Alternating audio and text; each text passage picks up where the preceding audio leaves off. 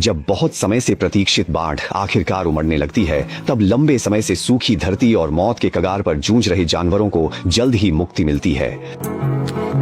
हालांकि अभी बाढ़ की धारा ऊपरी प्रवाह में 200 किलोमीटर दूर है और असली राहत आने में कुछ दिन और लगेंगे। इस जीवन मृत्यु की दौड़ में जिंदा रहने के लिए प्यास से बेहाल हाथियों को जोखिम उठाकर अपनी लंबी सूंड दलदली धारा के कीचड़ में डालनी पड़ती है, जिसमें रेत और मिट्टी मिली होती है। हालांकि यह पानी उन्हें कभी पूरी तरह तृप्त नहीं करेगा, पर शायद यह उन्हें तब तक संभाले रखेगा जब तक बाढ़ का सैलाब सच में आना जाए। अच्छी खबर है कि ऊपरी धारा में अंगोला के उत्तर के ऊंचे इलाकों में अब भी लगातार बारिश हो रही है। यह बारिश का पानी इसने बाढ़ को दक्षिण की ओर बहने की मजबूत ऊर्जा दी। वे सब मिलकर इकट्ठा हुई और भव्य प्रवाह के साथ लगातार दक्षिण की ओर बढ़ती रहीं।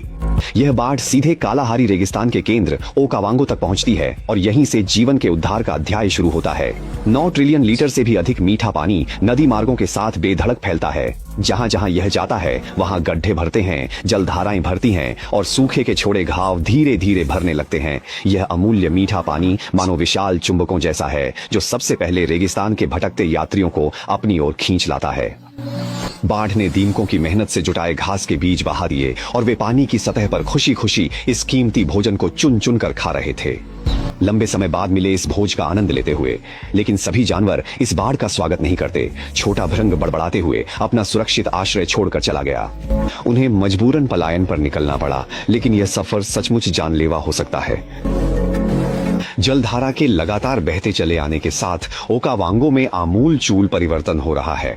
जो कभी सूखा पड़ा निचला इलाका था, वह कुछ ही दिनों में जुड़कर एक विशाल दलदल बन गया।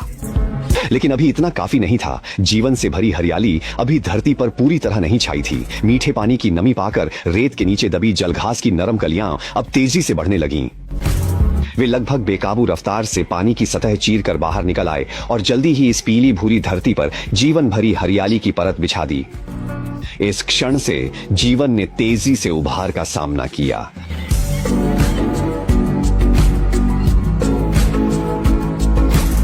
जल जीवन का स्रोत है।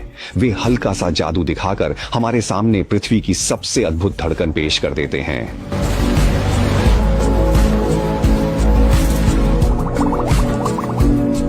आसपास की नदियों और दलदलों से मछलियां अंडे देने बड़ी तादाद में यहां आती हैं। हाथियों की टक्कर से गिरी टहनियां और पेड़ मछलियों के बच्चों के लिए प्राकृतिक नर्सरी बन जाते हैं। इससे उन्हें यहाँ स्वस्थ रूप से पनपने का अवसर मिलता है। इसी बीच कुछ बड़े जानवर भी धीरे धीरे लौटने लगे हैं। कई महीनों तक दिन रात लगातार दौड़ते रहे ये भैंसे आखिरकार यहाँ पहुंच ही गए।